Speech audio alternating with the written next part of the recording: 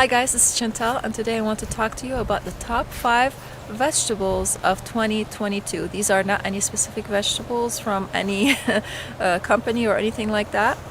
These are just the vegetables that I planted in my garden and performed really well for me, and I want to share them with you. Okay, so let's go ahead and talk about the top 5 vegetables. So, my absolute favorite, well, I can't say it's my absolute favorite because I have 2 favorites, I think. I don't know, I love vegetables. It's hard to choose. Okay, I'm not gonna choose a favorite. We'll just go with it, okay? So the first plant I have here is the eggplants. They did the best for me. This was my best year for eggplants. They did so well. They grew really big, about like they just kept growing 3 or 4 feet tall, something like that. I think 4 feet tall by the end of it. And if I left them in there, if we don't have frost over here, they would have probably just kept growing and created a bush. But they produced so much and they tasted so well. Like I had several varieties of eggplants. I'm not sure exactly which varieties I have. I don't know if I even filmed a video of when I was planting the seeds. These are also started from seeds. These are all seeds from Baker's Creek. I bought from them several varieties of eggplants. I have a Japanese kind. I'm not sure what the name of that type is, but the Japanese type is the one that produced the most. I'm not going to say it is my favorite. It's great for stir fries, but I do love stuffed eggplants because that's one dish that I grew up eating as a kid, and I just love it. It's one of my favorite dishes. And the variety that this Japanese type is not necessarily great for stuffing because it grows really kind of thin, and when it does grow, it's thin and long, and when it does grow big, it kind of it becomes too big to stuff, and I like to have the eggplants on the smaller size to use for stuffing. And so that was great for like stir frying and for baba ganoush and stuff like that, but not necessarily for stuffing. But it did produce so much. The other types were also wonderful, and they produced really well for me. And so I started them from seed indoors, and then I planted them out here after the danger of frost was gone. And I also covered them before our first frost was here, and they continued to produce, and I took them out about couple or 2 or 3 weeks ago. I took them out, I think, and I harvested everything off of them. They produced so much under the frost covers as well. I can't be happier with these eggplants. I think they did really well, and if I can, I'll put a link if I find out the varieties again. I'm sure I have the seed packets for them.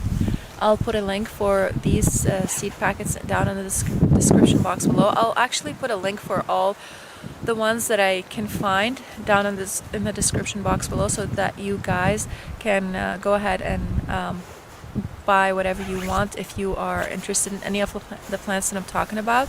I'm not affiliated with any of them, so I don't profit off of this. I'm just sharing these with you so that if you want to plant them, you can go ahead and plant them. Eggplants prefer warm weather, but we didn't have really warm weather over here. So in the beginning of the season, they struggled a little bit just because we weren't having warm weather in the early summer. We were actually having cold weather, which was super weird. After that season has passed of the cold temperatures, they performed really well, and they produced a lot again. Let's move on to the next plant, which is the butternut squash. So I planted several butternut squash. I'm not sure how many, to be honest with you, but there were a few plants in there. It wasn't a lot of plants, but there were a few plants in there, and I put them on the trellis. I direct seeded them in the ground, and I don't think I filmed that video where I was planting them, but I have the video of when I was harvesting them. And I planted them late in the season, like I don't know, like midsummer. way after the last frost, so I wasn't expecting them to actually produce for me to be ready for harvest. I was thinking that I would have to harvest them green, but I was so wrong. They actually performed really well. The ones that were on them grew really big. Some of them were small, but a lot of them, I had one that I cooked yesterday that I made butternut squash soup out of it, and it was gigantic. It was the biggest butternut squash I've ever seen, and they did really well. And those, I believe, are also from Baker's Creek or Heaven's Harvest. I think it's Baker's Creek, I'm not sure.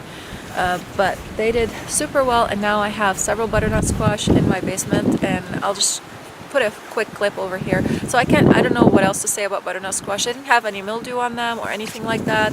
They did not have any problem at all. I did have a little bit of a problem with squash bugs, but I did spray them with some organic BT, which is Bacillus thuringiensis. It's a natural, it's a soil-borne bacteria that you would spray on the plant. You mix it with some water, and you spray your plants with it wherever the problem is, and it takes care of the problem, but you do have to kind of reapply it. So I think I might have applied it about 2 or 3 times, and they were fine after that. I got quite a bit of them, and they're super sweet though. I wasn't expecting them to be that way. They're the sweetest butternut squash that I've ever had. So I do like how big they grow.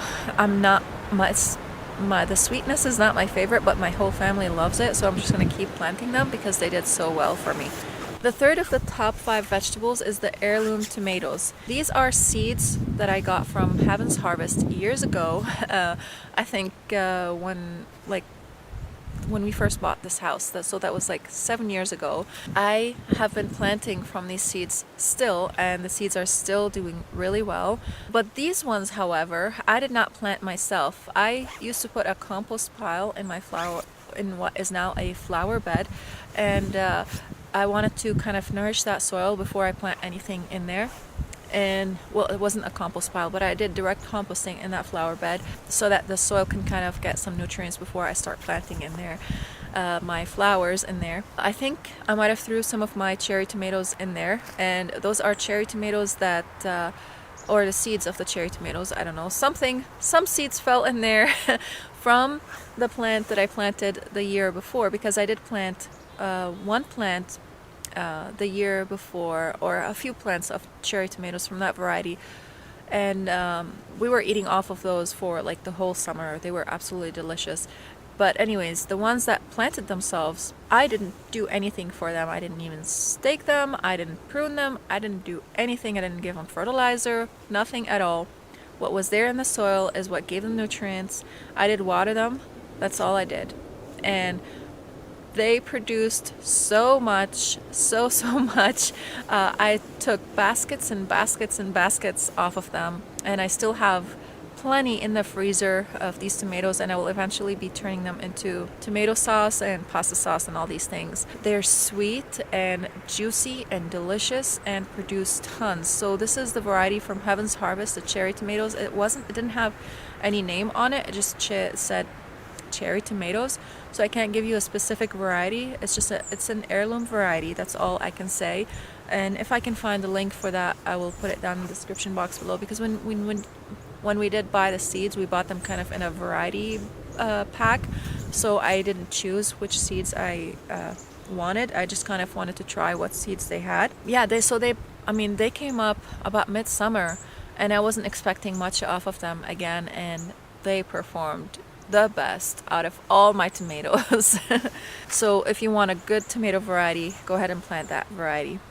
My fourth, is there anything else I wanted to say about these tomatoes? Oh, I had no disease issues, no problem with them. They always do super well for me. I've never had any problem with this kind of tomatoes, and the only problem that I had was one hornworm that I saw, and I took care of that.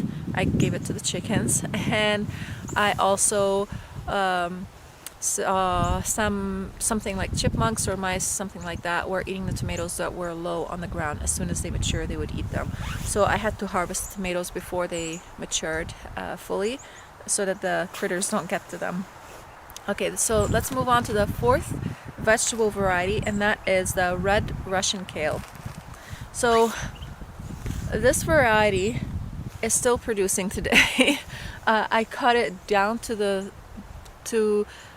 stalk. I removed all the leaves and I gave them to the chickens because it was infested with some aphids, and also the cabbage moths were eating off of it, the caterpillars. So I cut the top off and I gave the rest of it to the chickens, and I left the stalk in the ground, and it continued to produce after that, and it's still producing right now, so it doesn't mind the cold or anything like that. I haven't tasted it, to be honest with you, because I didn't really have the time this year to prepare kale, because I would have to sit or stand at my sink and wash every single leaf, because it is grown organically, and I would have to wash every leaf on its own just to make sure there are no bugs or anything like that on it. And having a toddler that's in a clingy stage right now is a little bit difficult, with having to prepare something like that. It's super time consuming, and then having to also do everything else along, with preparing dinner. I mean, that takes like longer than preparing dinner to wash all the leaves unless I'm preparing big leaves. So I really love kale. That's one of my favorite vegetables, and I wasn't able to use it, so I'm really bummed about that. But I think I will plant it again next year, because it did perform really well. It grew so well, and it didn't have any issues until late summer with the bugs.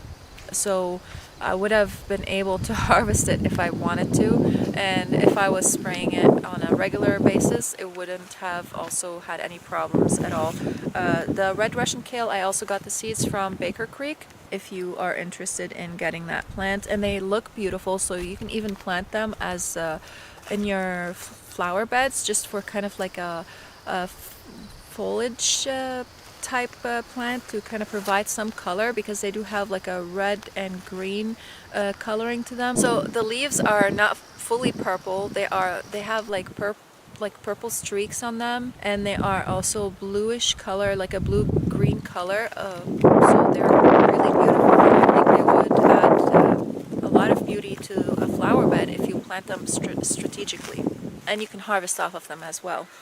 Okay, so the last of the top 5 vegetables is the bait alpha cucumber. So this is the cucumber that I grew up on, my parents planted, and now I am planting, that I finally found this cucumber. The seeds are from Baker Creek, and it is direct seeded in the ground as well. With the Russian sage is also direct seeded in the ground. I did not mention that, I think. This bait alpha cucumber produces a lot. I planted it super late in the summer, and I still got tons of cucumbers off of it. Not as much as I would have loved to, because eventually it did get some kind of damage on it. I'm not sure if it was bugs or some sort of a disease, or just the plant kind of gave up on life. I don't know, but it did produce a lot for me, and it tastes wonderful. It has a great crunch to it, and it's great for pickling and for fresh eating. It's just a wonderful variety of cucumbers, and it doesn't grow super big. The vine is not super big, so you can plant it on the edge of your vegetable garden, on the edge of a raised bed, and it won't take over your garden like some other varieties of cucumbers might do. And so I cannot say enough about this cucumber. I don't know what else to say about it, because what else can you say about a cucumber, right? So these were my top 5 vegetables of the year 2022. If you guys have any questions about any of them, please leave them in the comment section down below. And if you have anything to add about any of them, also please leave them in the comment section down below. Also, please tell me, what are your top 5 vegetables of the year 2022?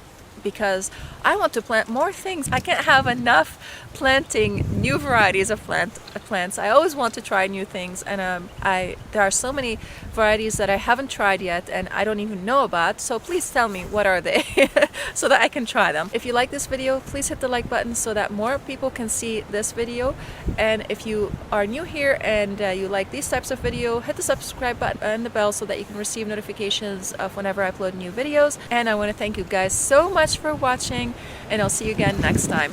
Bye.